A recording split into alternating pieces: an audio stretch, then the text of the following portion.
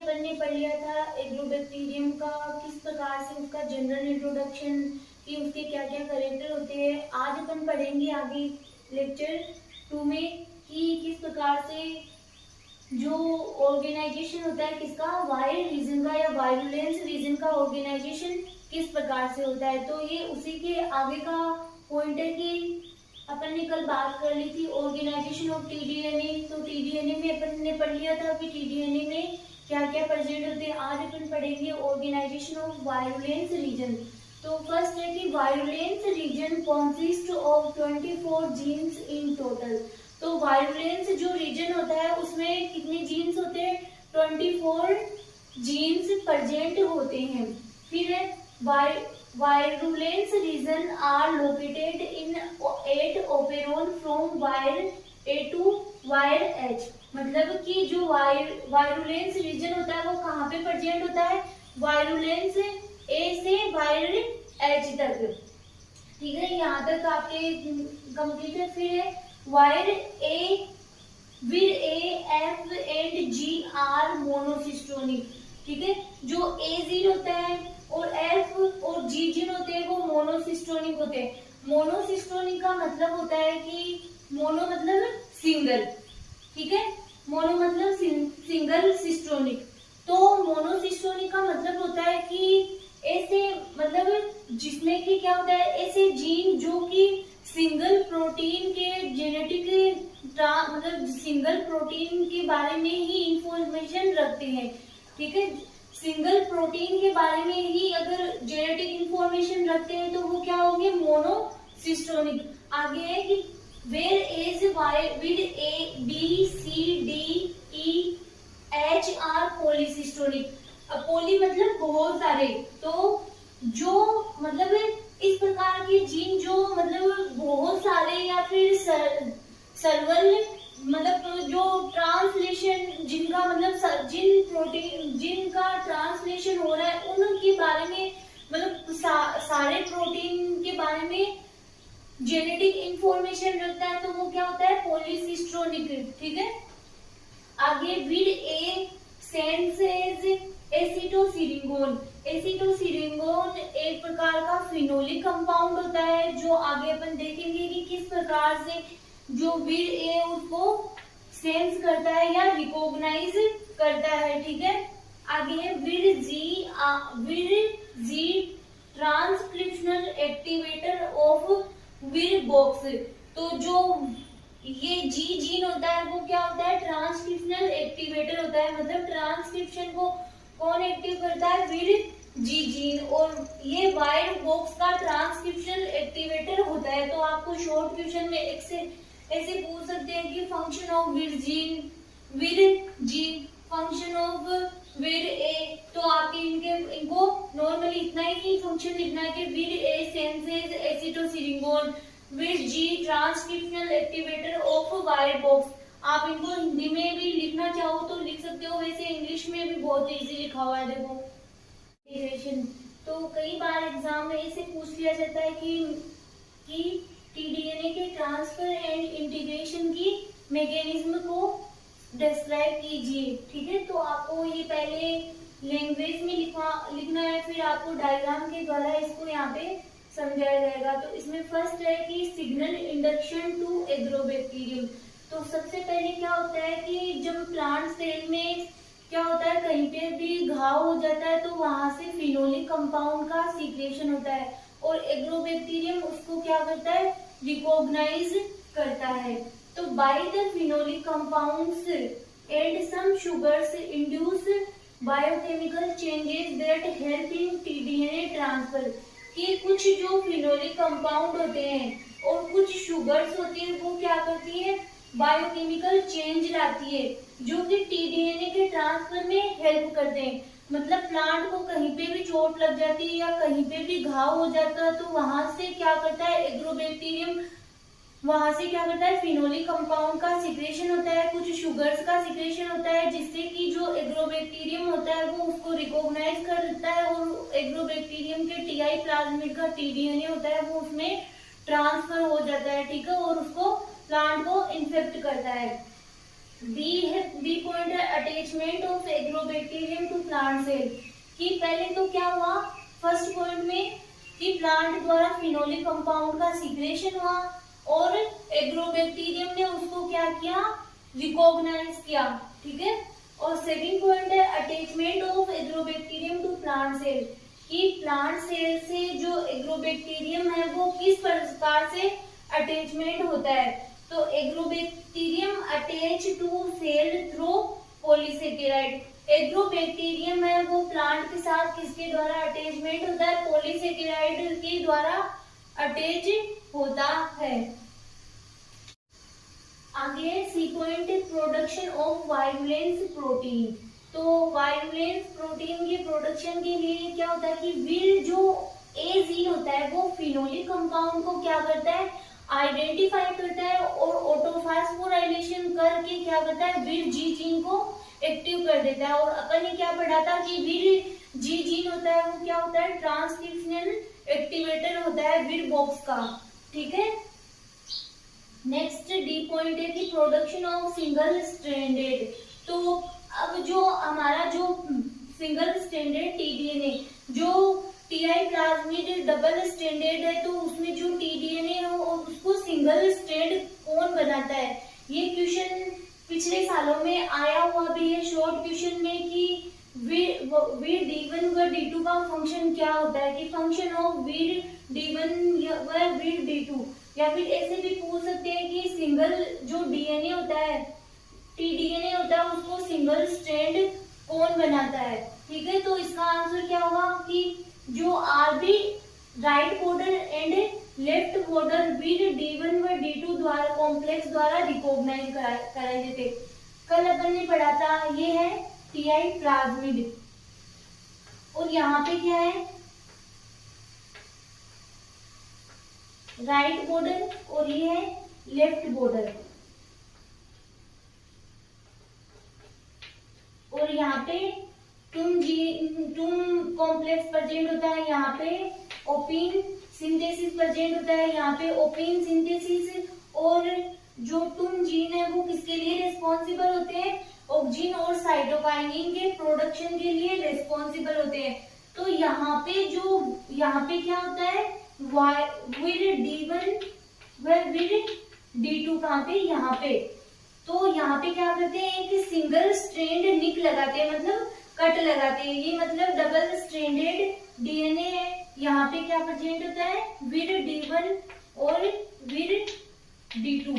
ये यहाँ पे क्या लगाते हैं, एक कट लगाते हैं, जिससे कि जो ये डीएनए होता है वो किसमें हो जाता है, सिंगल स्ट्रैंड में कन्वर्ट हो जाता है। तो आगे विर डी1 डी2 डीएनए पर सिंगल स्ट्रैंड निक लगाता है या सिंगल स्ट्रैंड इसको बनाने में कौन हेल्प करता है, विर डी1 व डी2 डीएनए को सिंगल स्ट्रैंड में कन्वर्ट करते हैं। आगे है transfer of TDNA out of agrobacterium. मतलब कि टीडीएनए का एग्रोबैक्टीरियम से मतलब ट्रांसफर किस प्रकार से होता है। तो the TDNA strand is carried out by vir D two. किसके द्वारा कैरीड किया जाता है, जो वायरुलेंस डी2 जीन होता है उसके द्वारा कैरी किया जाता है ये T-DNA through a channel mode bye विर बी। या वायरुलेंस बी जीन का एक चैनल मोड होता है कि कहाँ पे, एग्रोबैक्टीरियम के टीआई प्लाज्मिड में। तो उस मोड के द्वारा विर डी2 के द्वारा क्या कैरी किया जाता है, टीडीएनए को कैरी किया जाता है। अभी अपन डायग्राम बनाएंगे तो उसमें आपको अच्छे से समझ में आ जाएगा कि कौन से जीन का क्या फंक्शन होता है। फिर है F transfer of TDNA into plant cells and integration. कि टीडीएनए का ट्रांसफर किसमें, प्लांट सेल में, एंड इंटीग्रेशन किस प्रकार से इंटीग्रेशन होता है या फिर कौन करता है। तो वायरुलेंस E2 डीएनए को होस्ट सेल के साथ इंटीग्रेट करने में हेल्प करता है। तो आपको जो ये वाले जीन है इनके सब के फंक्शन याद करने, मैंने बहुत इजी लैंग्वेज में आपको इन सब के फंक्शन लिखवाए। देखो पूछ लिया जाए एग्जाम में कि function of Vir-E2 in agrobacterium transfer, तो आप क्या लिखोगे कि यह क्या करता है, होस्ट सेल के साथ डीएनए को, होस्ट सेल के साथ डीएनए को इंटीग्रेट करने में हेल्प करता है। इतना ही लिखना है आपको और 2 मार्क्स का आंसर आपको मिल जाएगा। ठीक है, तो ये जो F पॉइंट तक आपको मैंने लिखवाया है, ये मैकेनिज्म ऑफ टीडीएनए ट्रांसफर। तो अगर आपको मैकेनिज्म पूछा जाए तो ये आपको सारे पॉइंट लिखने हैं, फिर इनमें जो मैंने लिखवाया है वो लिख देना, एक एक 2-2 लाइनें लिखवाई, बहुत इजी है याद करने में। अब मैं इनकी सबकी एक ट्रिक बताऊंगी तो आपको ये सारे पॉइंट याद हो जाएंगे। ठीक है,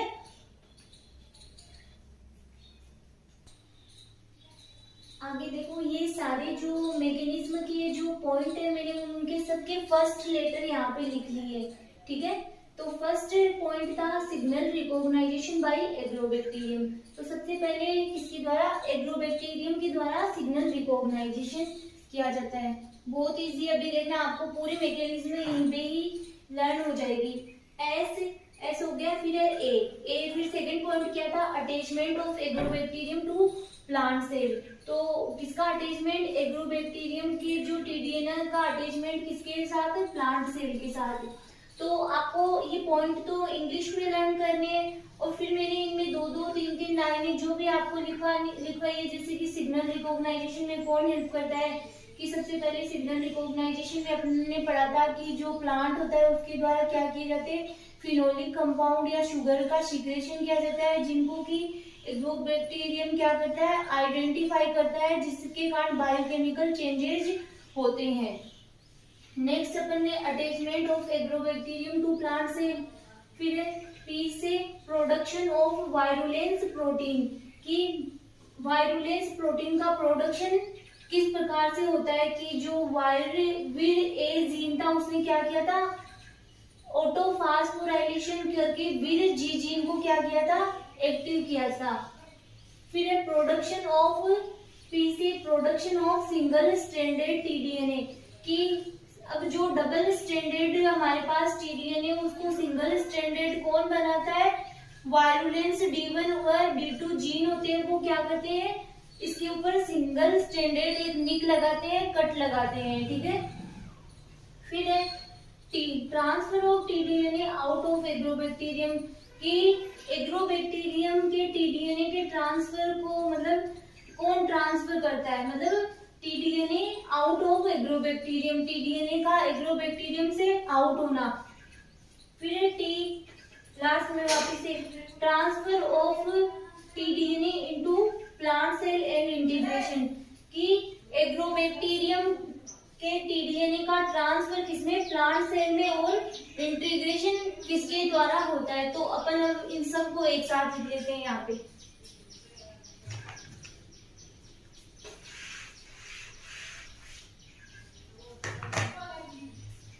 S-A-T²T², ठीक है, ये अपन ने इसको, ये मैकेनिज्म यहाँ पे लिख लिया अपन ने। तो S सपना,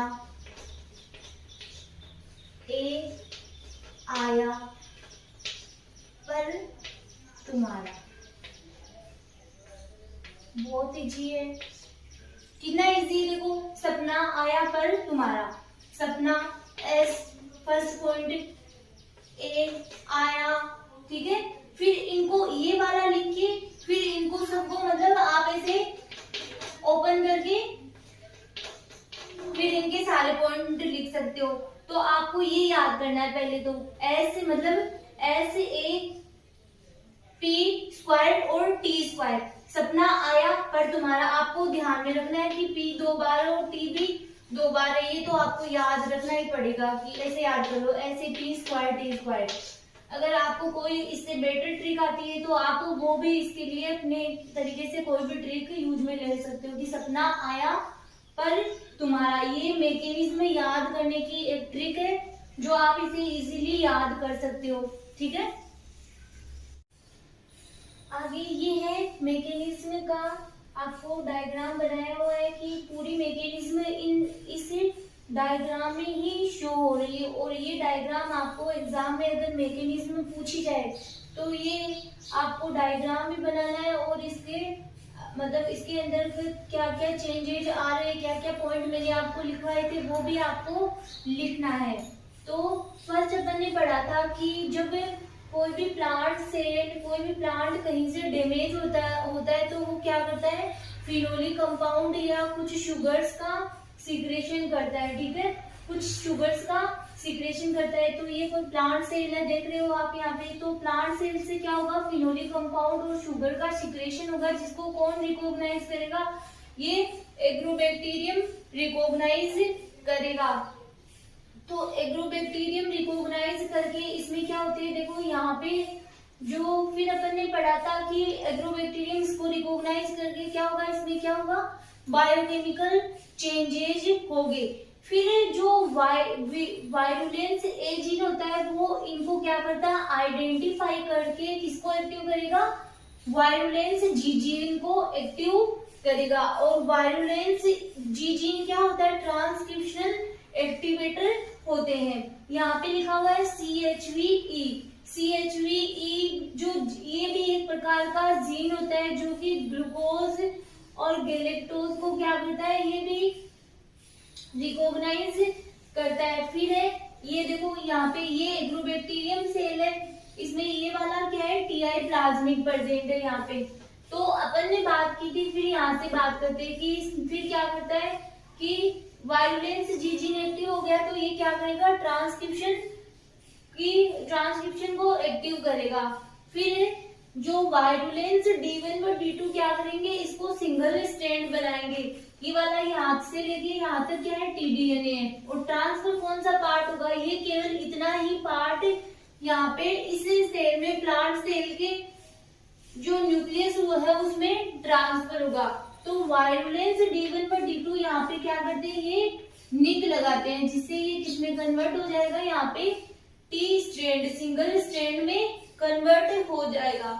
फिर अपन ने बात की थी कि जो वायरुलेंस D2 जीन होता है वो क्या करता है, इसको कैरीड आउट करता है, मतलब T स्ट्रैंड को ले जाने का काम कौन करता है, वायरुलेंस D2 जीन।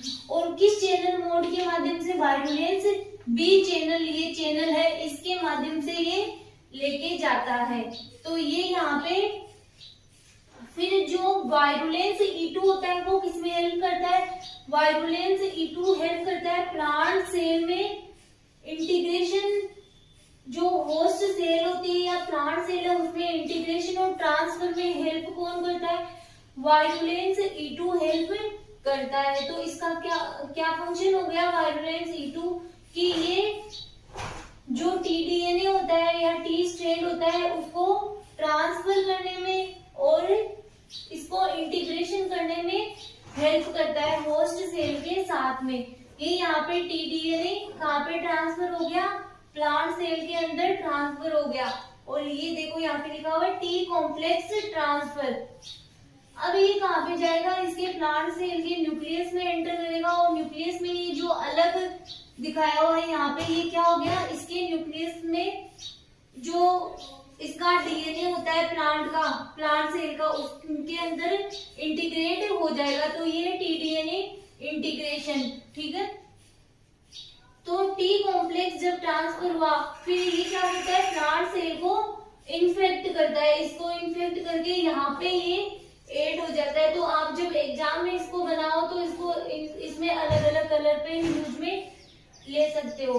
ये आपका मैकेनिज्म कंप्लीट होती है यहाँ पर ही कि tDNA का ट्रांसफर किस प्रकार से होता है।